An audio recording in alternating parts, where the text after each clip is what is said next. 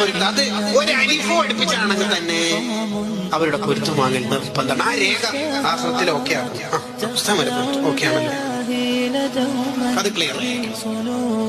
അത് ഏറ്റവും പ്രധാനം. അവരോട് നല്ല അതവിൽ പെരുമാറും. മഹല്ല് ഭാരവാഹികൾ ഈ വിഷയത്തിൽ നല്ല ജാഗ്രത കാണിക്കണം. ആലിമീങ്ങളാണ്.